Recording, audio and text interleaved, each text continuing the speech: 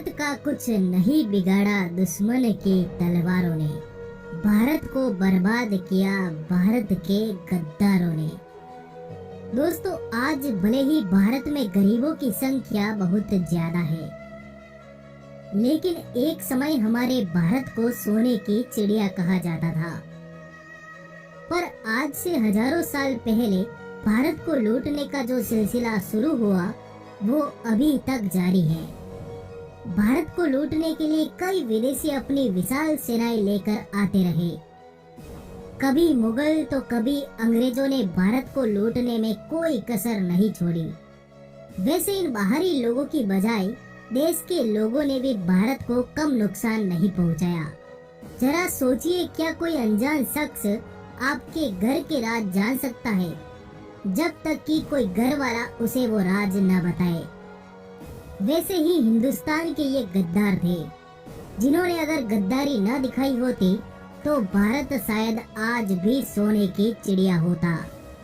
चलिए आज आपको बताते हैं आखिर कौन थे हिंदुस्तान के वो गद्दार। राजा मान सिंह। मान सिंह, तूने देश को बर्बाद कर दिया, घेरों को लाकर हिंद में आबाद कर दिया। दोस्तों, देश के गद्दारों में मान सिंह का नाम आना स्वाभाविक है, क्योंकि एक तरफ महाराणा प्रताप देश को आजाद करवाने के लिए जंगलों में घास की रोटियां खाते थे, तो मान सिंह मुगलों के साथ मिलकर देश के साथ गद्दारी करता था। राजा मान सिंह मुगलों की सेना का सेना प्रमुख था। मान सिंह महाराणा प्रताप और मुगलों के बीच हुए प्रसिद्ध हल्दी घाटी के युद्ध में मुगल सेना का सेनापति बनकर आया था। महाराणा प्रताप को मान सिंह जैसे गद्दारों पर बहुत गुस्सा आता था। वो तो ऐसे गद्दारों को देखते ही मरने मारने पर उतर आते थे।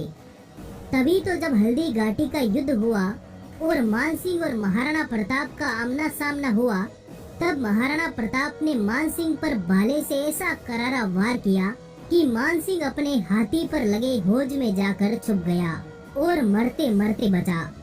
मान सिंह की गद्दारी यही थी कि उसने हिंदुस्तान के अनेकों स्वतंत्र रियासतों और राज्यों को मुगल सल्तनत में शामिल करवाने के लिए अपने ही भाइयों से कई युद्ध लड़े और कईयों को मार डाला था। मीर जाफर।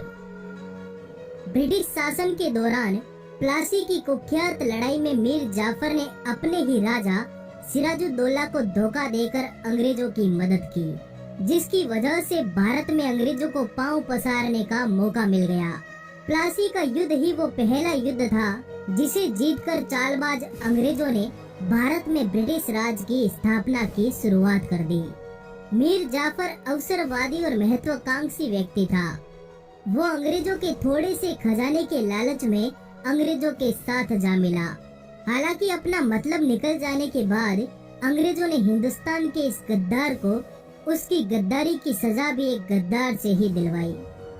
अंग्रेजों ने मीर कासिम का सहारा लेकर मीर जाफर को मरवा डाला, पर हिंद के इस गद्दार मीर जाफर ने भारत को अगले 250 सालों के लिए अंग्रेजों का गुलाम बनवा दिया था।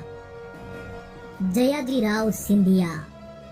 जयाजी राव सिंधिया वो गद्दार था जिसने अपनी वीरता और बहादुरी के लिए जानी जाने वाली रानी लक्ष्मीबाई से गद्दारी की थी। जयाजी राव सिंधिया ग्वालियर के राजा थे।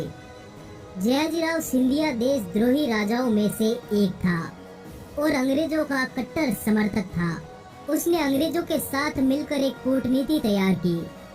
जयाजी राव ने अपनी सेना को रानी लक्ष्मीबाई के खिलाफ भड़काया और जब अंग्रेजी सेना रानी से लड़ने आई, तब ग्वालियर की बागी सेना ने रानी को अकेला छोड़ दिया, जिसके बाद अंग्रेजों ने झांसी राज्य के अरबों खरबों रुपयों के बेशुमार खजाने को लूटकर पूरे झांसी को गुलाम बना दिया।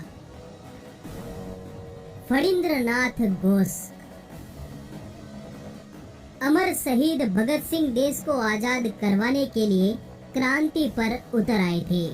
उन्होंने क्रूर अंग्रेज अधिकारी सैंडर्स को मारने से लेकर अंग्रेजी संसद में बम फेंकने तक कई कारनामे किए।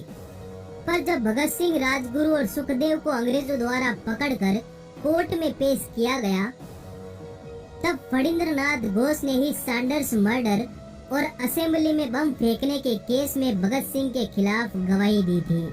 उसकी गवाही की वजह से ही भगत सिंह, राजगुरु और सुखदेव को फांसी की सजा सुना दी गई। फणींद्रनाथ घोष को अंग्रेजों ने अपना सरकारी गवाह बनाया था। राजा जयचंद राठौड़, पृथ्वीराज के साथ यदि जयचंद गद्दारी न करता तो गोरी का महमूद खजाना हिंद के धन से भरता ना।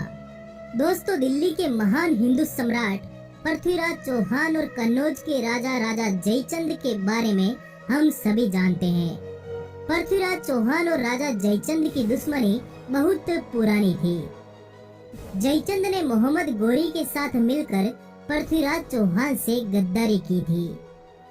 जयचंद दिल्ली की सत्ता हासिल करने के लिए अफगानिस्तान के राजा मोहम्मद गोरी के साथ जा मिला था और उसके साथ मिलकर पृथ्वीराज को हरा दिया, जिसके बाद तो भारत पर अनेकों विदेशी आक्रमणकारियों के हमले बढ़ गए और भारत गुलाम होता चला गया। दोस्तों, कुछ इतिहासकार जयचंद को गद्दार कहते हैं, पर कुछ इतिहासकार जयचंद को गद्दार नहीं मानते। इस बात के उनके पास पक्के दावे भी हैं। तो दोस्तों, ये थे हिंदुस्तान के गद्दार। किसी ने सच ही कहा है, घर का भेदी लंका ढाए। यानी घर के कुछ लोग ही अपना राज दुश्मनों को बताकर घर को कंगाल कर देते हैं। इन 5 गद्दारों ने देश के साथ कुछ ऐसा ही किया था। तो धन्यवाद दोस्तों, इस वीडियो को लाइक जरूर करें, इस चैनल को सब्सक्राइब करके जुड़ जाइए हमारे साथ।